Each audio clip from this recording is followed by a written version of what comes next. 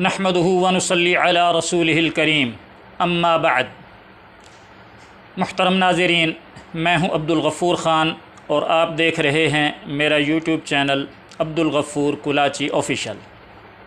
नाज़रीन, इंजीनियर मोहम्मद अली मिर्ज़ा साहब से सवाल किया गया कि जो बच्चा पैदाइश के वक्त मुर्दा पैदा हो, यानी पैदा होते वक्त कोई ज़िंदगी की अलामत उसमें ना पाई जाए, तो उसकी नमाज जनाज़ा पढ़ी जाएगी या नहीं पढ़ी जाएगी। तो इंजीनियर साहब ने जवाब देते हुए पहले तो आदत के मुताबिक तंज़ किया कि जी पाकिस्तान में तो लोग नहीं पढ़ते, लेकिन जहाँ जहाँ कुरान और हदीस के समझने वाले हैं वहाँ मुर्दा पैदा शुदा बच्चे की नमाज जनाज़ा पढ़ी जाती है और पाकिस्तान में अहले हदीस भी पढ़ते हैं। और इसके बाद इंजीनियर साहब ने बतौर सबूत के दो किताबों के नाम लिए कि अबू दाऊद और तिरमिज़ी के अंदर इस बारे में हदीसें मौजूद हैं कि मुर्दा पैदा शुदा बच्चे का नमाज जनाज़ा पढ़ा जाएगा। अबू दाऊद में भी मौजूद हैं और तिरमिज़ी में भी हदीसें मौजूद हैं। लीजिए, पहले आप सुन लीजिए कि इंजीनियर साहब से ने क्या इरशाद फरमाया। पैदाइश से पहले फौत शुदा बच्चे का जनाजा होगा जी, बिल्कुल। ये पाकिस्तान में नहीं होता। जहाँ जहाँ कुरान हदीस के समझने वाले हैं वहाँ तो होता है। पाकिस्तान में भी अहले हदीस तो करते हैं। बच्चा अगर मुर्दा भी पैदा होगा, ज़ाहिर है उस इंसान का बच्चा है, उसकी इज्जत होगी, उसको गुस्ल भी देंगे, जनाजा भी पढ़ेंगे। अबू दाऊद तिरमिज़ी में हदीसें मौजूद हैं। तो नाज़रीन, आपने सुन लिया इंजीनियर साहब से। अब मैं बाकी बातों की तरफ तो नहीं जाता, ना उनके तंज़ का जवाब दूंगा, ना ये कहूँगा कि कुरान हदीस समझने वाले ऐसा करते हैं या नहीं करते। मैं सिर्फ़ अहदीस पर बात करता हूँ। मुहतरम इंजीनियर साहब ने दो किताबों का हवाला दिया, अबू दाऊद का और तिरमिज़ी का। मैंने जब अबू दाऊद खोली और उसके अंदर किताबुल जनाइज़ के बाब में गया कि जहाँ पर जनाजे का चैप्टर है और उसमें मुख्तलिफ़ किस्म के बाब हैं, तो उसके अंदर एक बाब है बच्चे पर नमाज जनाजा पढ़ना। तो उस बाब के अंदर दो हदीसें हैं। अबू दाऊद शरीफ के अंदर जो बच्चे पर नमाज जनाजा पढ़ने का बाब है उसमें कितनी हदीसें हैं? दो हदीसें हैं। और वो दोनों ही हदीसें हज़रत सल्लल्लाहु अलैहि वसल्लम के साहबजादे हज़रत इब्राहीम रज़ियल्लाहु ताला अन्हो के नमाज जनाजा के मुताल्लिक़ हैं। एक हदीस में है कि सरकार दो आलम सल्लल्लाहु अलैहि वसल्लम ने अपने बेटे इब्राहीम पर नमाज जनाजा पढ़ी, और एक हदीस में है कि आपने अपने बेटे इब्राहीम पर नमाज जनाजा नहीं पढ़ी। ये दो हदीसें हैं, इसके अलावा कोई और हदीस नहीं है। अब सवाल ये है कि इसका ताल्लुक़ जो इंजीनियर साहब से सवाल किया गया, इन दो हदीसों का उससे कोई ताल्लुक़ नहीं, इसलिए कि हज़रत सल्लल्लाहु अलैहि वसल्लम के साहबजादे सैयदना इब्राहीम रज़ियल्लाहु ताला अन्हु का इंतकाल उनकी पैदाइश के 18 महीने बाद हुआ, एक रिवायत के मुताबिक। और इसी अबू दाऊद की दूसरी रिवायत के मुताबिक तकरीबन 17 रातें लिखी हैं गालिबन।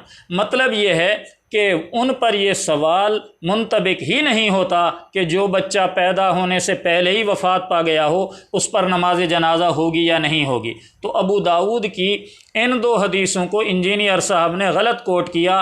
ये तो उस सवाल से मुताल्लिक़ ही नहीं है। अब आते हैं तिरमिज़ी शरीफ के अंदर।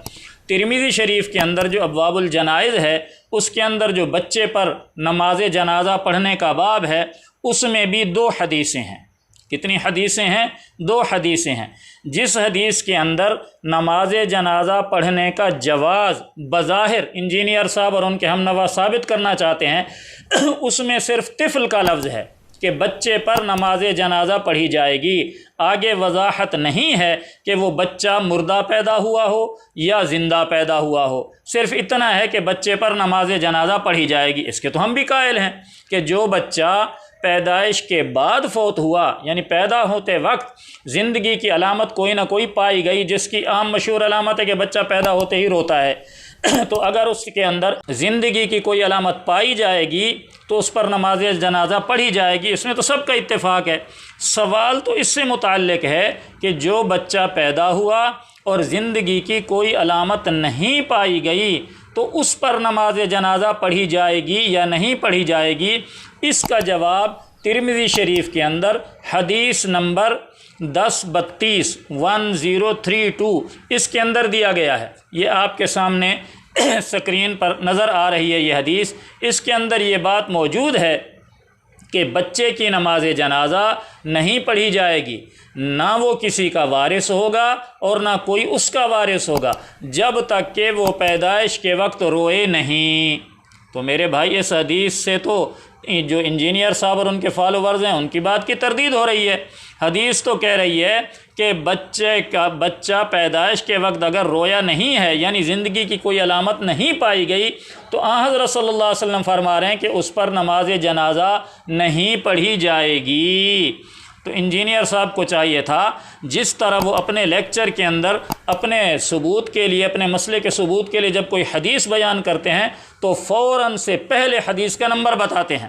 بخاری شریف انٹرنیشنل حدیث نمبر یہ، مسلم شریف انٹرنیشنل نمبر یہ۔ تو یہاں جب انہوں نے ابو داؤد ترمذی کا ذکر کیا تو انہیں چاہیے تھا کہ حدیث کا نمبر بتا دیتے کہ فلاں حدیث نمبر کے اندر ہے کہ جو مردہ پیدا ہونے والا بچہ اس کی نماز جنازہ پڑھی جائے گی، چونکہ انہیں علم تھا کہ نہ تو ابو داؤد کے اندر ہے اور نہ ہی ترمذی شریف کے اندر ہے۔ ہاں الٹا یہ تو موجود ہے کہ جس بچے کے اندر زندگی کی علامت نہیں پائی گئی اس بچے پر نماز جنازہ نہیں پڑھی جائے گی۔